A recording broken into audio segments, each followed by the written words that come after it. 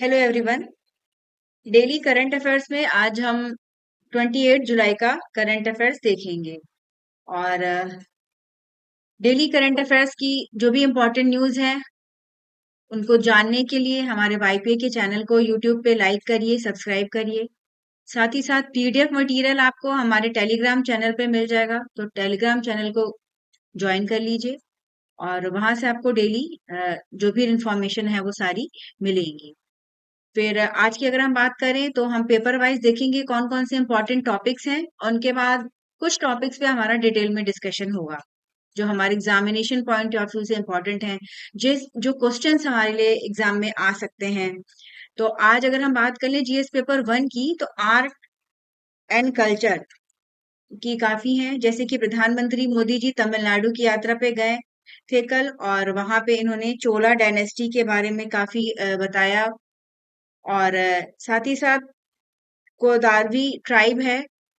ये कहाँ का ट्राइब है, क्या इनका ट्रेडिशन है, ये हम देख लेंगे, क्योंकि कभी कभी ट्राइब्स के नेम देके और स्टेट का नेम पूछा जाता है।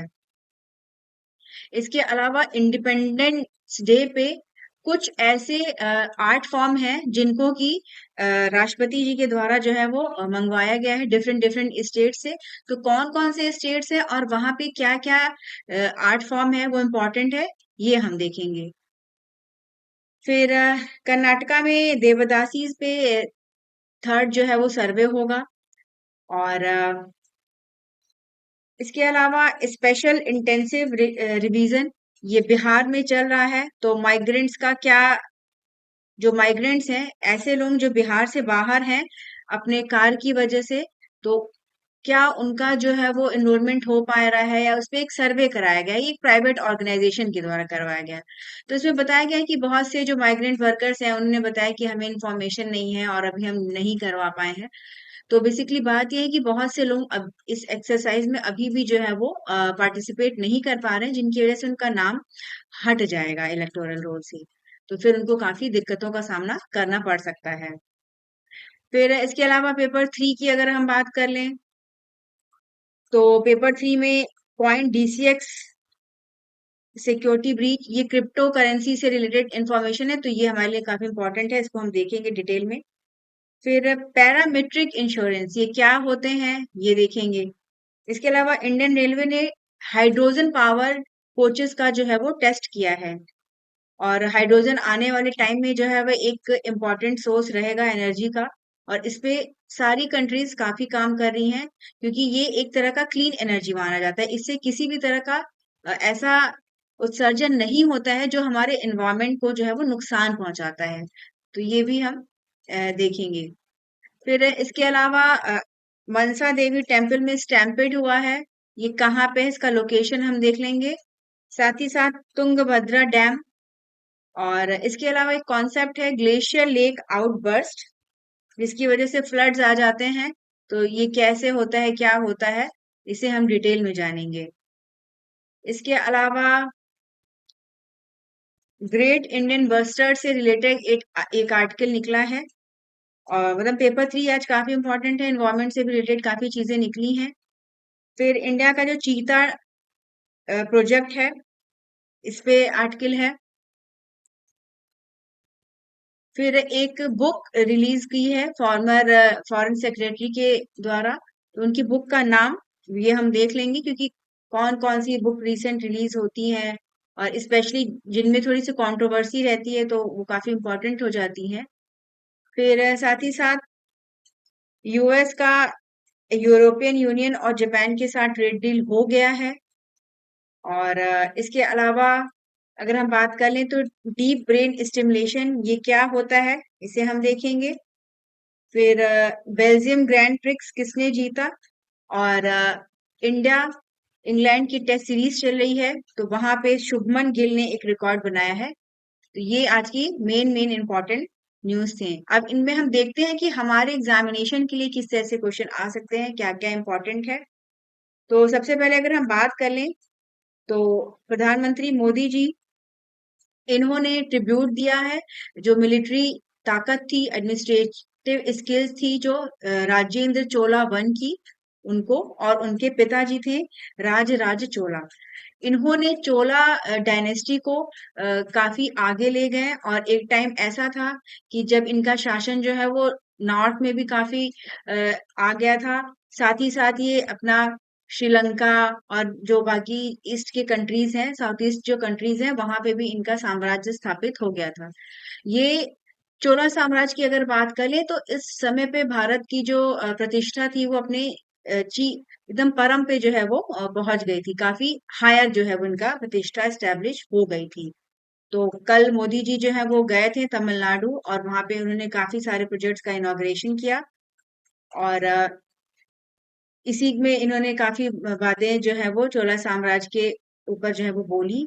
और अगर हम बात करें तो एक सिक्का भी रिलीज किया गया राजेंद्र चोल के नाम पे उनके सम्मान में। और साथ ही साथ राजेंद्र चोल वन ने गंगाई कोंडा चोलापुरम, ये एक एंशियंट कैपिटल था जो चोलास का, उसको बनाया था। तो वहां पे भी वो गए, उन्होंने बृहदेश्वर टेम्पल भी वो गए। और उसके अलावा चोला गंगम, ये एक मैसिव लेक है, इसका भी उल्लेख उन्होंने किया। तो ये सारी चीजें जो है वो इसके बारे में आगे भी हम देखते हैं।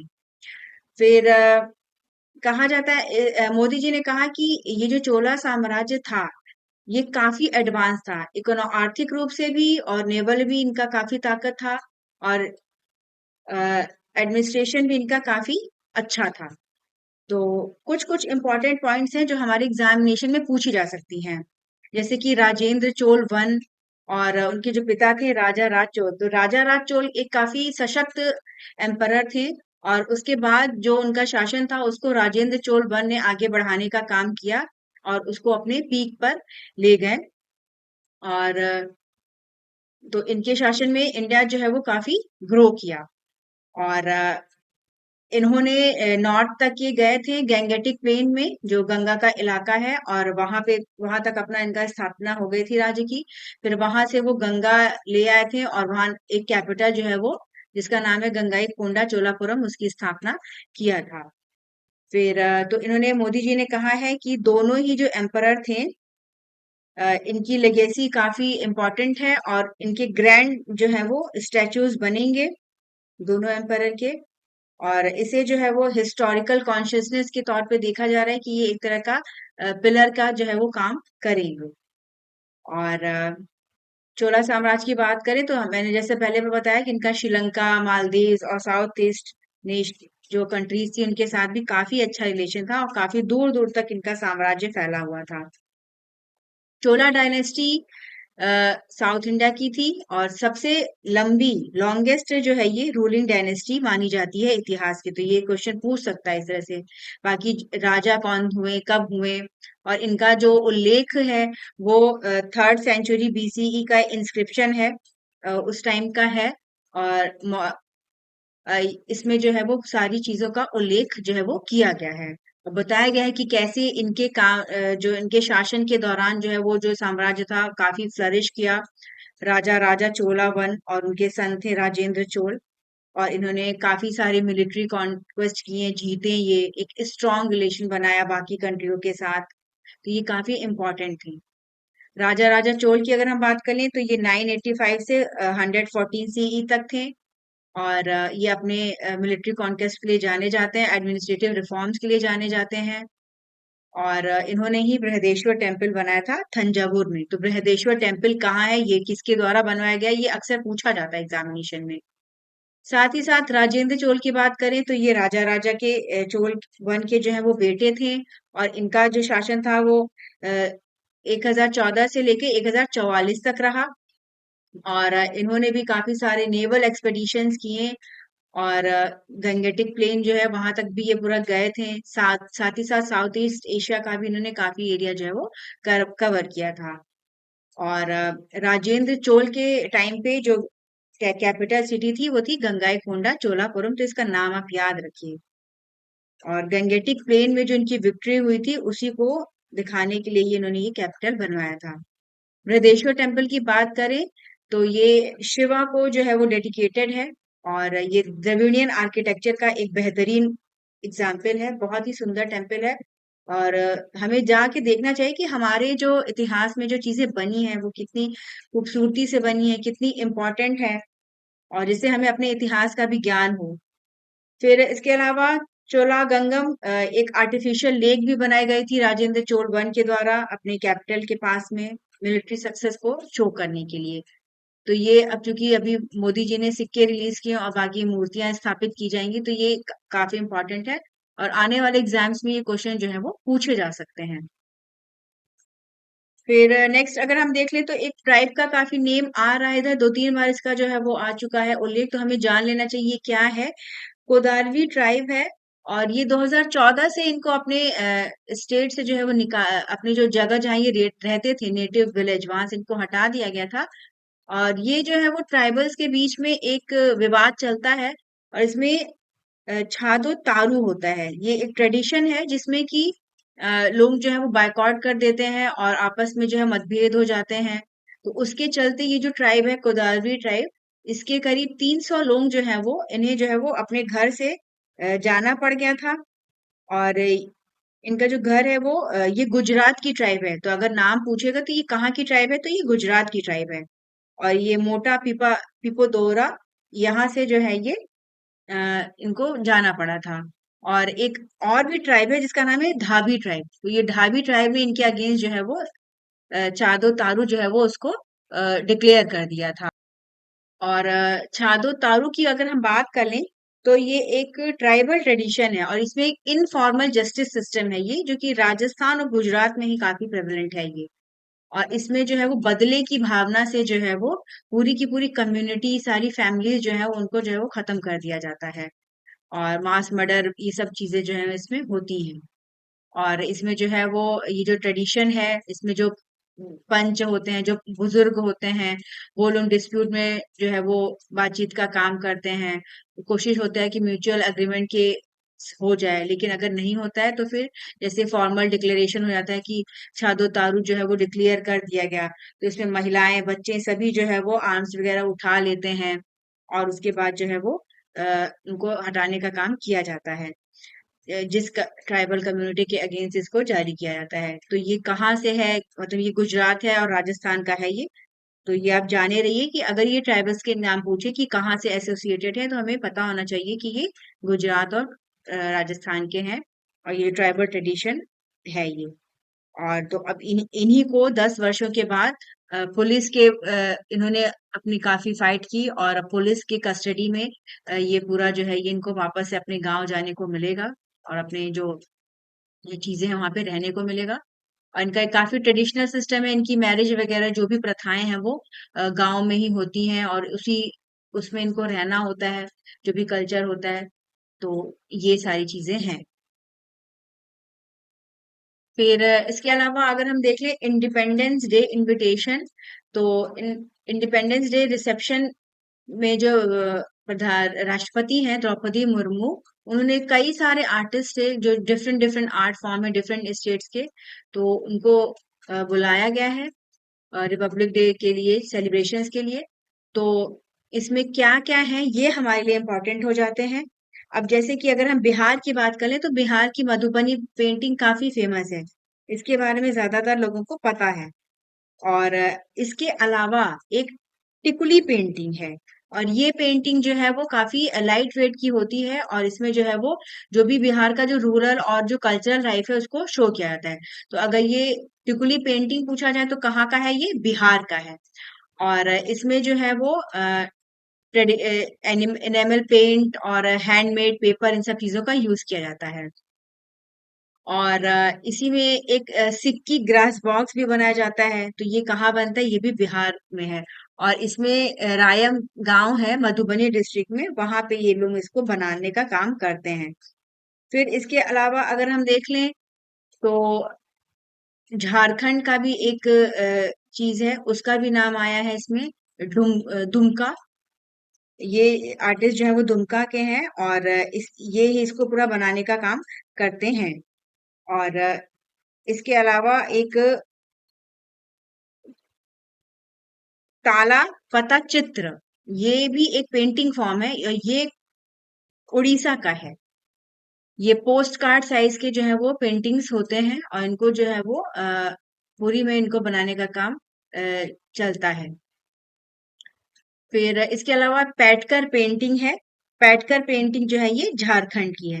तो ये जो भी नाम हम मैंने बताए ये सारे हमारे एग्जाम के लिए इम्पोर्टेंट है कि टिकुली वर्क कहाँ का है, पैटकर पेंटिंग कहाँ की है, ताला पत्ता चित्र कहाँ का है। तो ये सारी चीजें आप याद रखिए क्योंकि इस तरह से फॉर्म देखे वो एग्जाम में पूछा जा सकता है और ये हमारे लिए काफी इम्पोर्टेंट हो जाता है। आर्ट एंड कल्चर से रिलेटेड है ये। फिर चोला डायनेस्टी से रिलेटेड और भी काफी इम्पोर्टेंट इंफॉर्मेशन थी जो कि हमारे एग्जाम में पूछी जा सकती हैं। तो जैसे मोदी जी ने इसमें बताया कि हजारों साल पहले जो किस तरह टेम्पल जो है वो बने राजा चोल के टाइम पे। और जो चोला सिस्टम था, ये जो ब्रिटेन का जो मैग्ना कार्टा से काफी पुराना है। तो मतलब हमारे यहाँ ये सारी चीजें काफी पहले से थी। चोलास ने जो है वो लोकल सेल्फ रूल भी इन्होंने बनाया था। और इसका उल्लेख मिलता है उत्तरा मेरूर जो कि आज के कांचीपुरम डिस्ट्रिक्ट में है। और इलेक्टोरल सिस्टम के भी जो है वो एविडेंस मिलते हैं। और इसके अलावा मतलब इस टाइम पे जो उनके यहाँ पे इलेक्शंस वगैरह होते थे। और जो तमिल का जो सिविक लाइफ था वो पूरा जो है वो उसको उसी तरह से बना था। और वोटिंग का जो मेथड होता था उसको कुदा वोलाई सिस्टम या बैलेट पॉट इलेक्शन कहा जाता था। तो ये जो नाम मैं मेंशन कर रही हूँ इसको मार्क कर रही हूँ इसको आप नोट कर लीजिए और एग्जाम में इस तरह से आपसे पूछा जा सकता है कि इलेक्शन कब इनके टाइम में था, ये सारी चीजें। और सेल्फ लोकल सेल्फ गवर्नमेंट था। इसके अलावा इनका एडमिनिस्ट्रेशन जो है वो डिसेंट्रलाइज था। और मर्चेंट लोग होते थे उनको कहते थे मनीग्रामम और अयावोल। और ये जो है वो लोकल असेंबलीज बनाते थे। फिर गंगाई कोंडा चोलापुरम की मैंने बात की कि किस प्रकार जो है ये गंगा से वाटर को ले आए और अपना विक्ट्री को सिंबल के तौर पे ले आए और वहां पे स्थापना की। और ये काफी जो है वो इम्पोर्टेंट इसमें इस बार ये आ सकता है हमारे एग्जामिनेशन के पॉइंट ऑफ व्यू से। फिर कल प्रधानमंत्री जी ने अपनी मन की बात कार्यक्रम में कुछ कुछ चीजों का उल्लेख किया है और उसमें उन्होंने बताया कि कैसे इंडिया का जो टेक्सटाइल इंडस्ट्री है वो काफी उसमें ग्रोथ हुई है। और जो महिलाएं हैं गांव की और डिजाइनर्स हैं जो सिटीज के, इन सब जो है इनका जो है वो काफी रैपिड जो है वो ग्रोथ हुआ है। और नेशनल हैंडलूम डे बनता है 7 अगस्त को। और इस बार उसकी 10वीं एनिवर्सरी जो है वो मनाई जाएगी। और ये इसलिए मनाते हैं क्योंकि इसी दिन जो है वो स्वदेशी मूवमेंट की शुरुआत हुई थी 1905 में। और इसमें अपने इन्होंने बताया कि किस प्रकार जो है वो बहुत से एंटरप्रेन्योर्स जो है वो छोटे छोटे अपना आगे आ रहे हैं।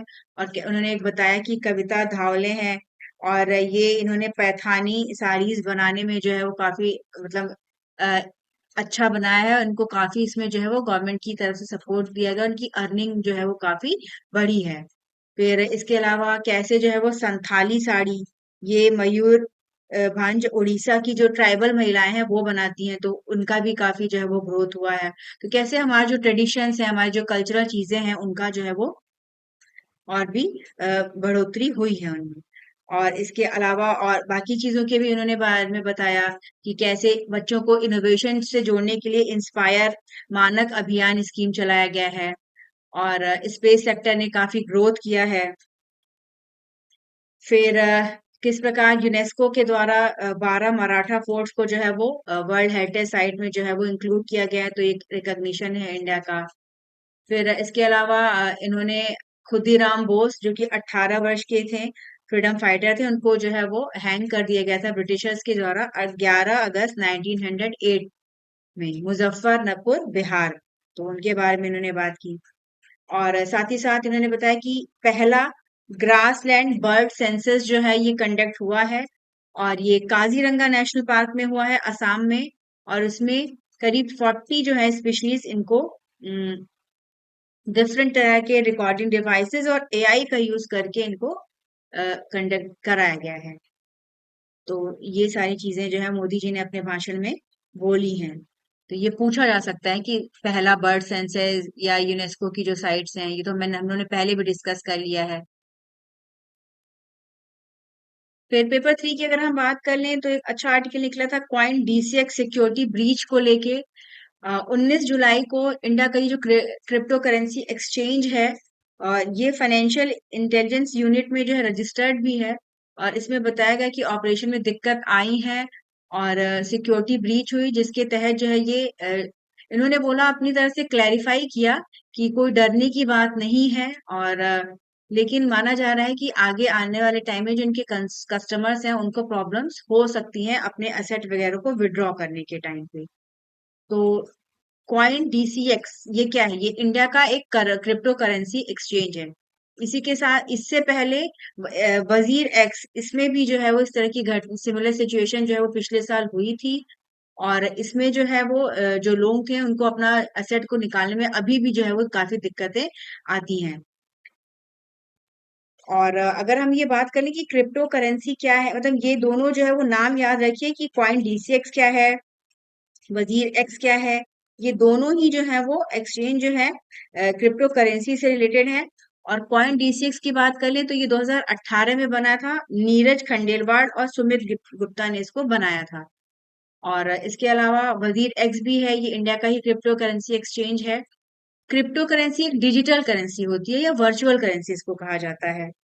और ये क्रिप्टोग्राफी का यूज करके जो है वो इसको कहा जाता है कि काफी सिक्योर होती है। इसकी जो है वो काउंटर फिटिंग नहीं होती, मतलब नकली करेंसी इसकी नहीं बन सकती है। लेकिन फिर भी क्रिप्टो करेंसी की अगर हम बात कर लें तो अभी ऑल ओवर वर्ल्ड ये काफी रिकॉग्नाइज नहीं है। और इसमें कोई भी रेगुलेटरी ऐसा इंस्टीट्यूशन नहीं है, काम नहीं करता है। और क्रिप्टो करेंसी में बिटकॉइन, स्टेबल कॉइन्स, ये सब जो है वो इम्पोर्टेंट क्रिप्टो करेंसी, और इनका यूसेज काफी बड़ा है। और इनका जो मार्केट है ये भी काफी अभी जो है वो हाल फिलहाल के टाइम में काफी ग्रो किया है। लेकिन इस तरह के टाइम टू टाइम अगर सिक्योरिटी ब्रीचेस होते हैं तो ये सवाल खड़ा करते हैं कि इनमें जो भी लोग अपना इन्वेस्ट करते हैं, अपना पैसा इनमें, वो एक हद तक काफी रिस्क पे रहते हैं। और इस तरह की जो घटनाएं हैं उनको रोकना जो है वो जरूरी है, ताकि एक प्रॉपर जो क्रिप्टो करेंसी का इकोसिस्टम है, ट्रांसपेरेंट इकोसिस्टम जो है वो बन सके। तो ये नाम आप ये दोनों जो है वो याद रखिएगा। फिर एक नया टर्म है पैरामेट्रिक इंश्योरेंस। और हाल फिलहाल के दिनों में हमने पाया कि जो हिमालयन बेल्ट है, क्लाइमेट चेंज और ग्लोबल वार्मिंग की वजह से वहां पे काफी सारे जो है वो डैमेजेस होते हैं, नेचुरल डिजास्टर्स जो है वो बढ़ गए हैं, जैसे कि फ्लैश फ्लड्स आ जाएंगे, लैंड स्लाइड हो जाएगी, क्लाउड बर्स्ट हो जाएगा। तो इनका जो नेचुरल जो डिजास्टर्स है, इनका जो फ्रीक्वेंसी है वो काफी बढ़ गया है। अगर हम बात करें तो 1900 से नेचुरल डिजास्टर जो है वो करीब 764 जो है वो रिकॉर्ड किए गए हैं। और इसमें से जो आधे हैं वो 2000 के बाद से हैं। तो एक ये क्लियर पैटर्न शो करते हैं कि कैसे जो है वो वॉलेटिलिटी बढ़ी है। तो इसी से रिलेटेड एक इंश्योरेंस है जिसको कहा जा रहा है पैरामेट्रिक इंश्योरेंस। और पैरामेट्रिक इंश्योरेंस जो है वो ऑपरेट करता है सिंपल प्रिंसिपल्स पे, कि इसमें जो है वो इस तरह की अगर दुर्घटनाएं होती हैं तो कैसे जो है वो इंश्योरेंस प्रोवाइड किया जाएगा। और इसमें एक प्री एग्रीड इंडेक्स थ्रेशोल्ड होता है। और ये जब ब्रीच होता है तो ये इनको फिर पे करना होता है। और अब ये इसका इस्तेमाल इंडिया में शुरू हो गया है।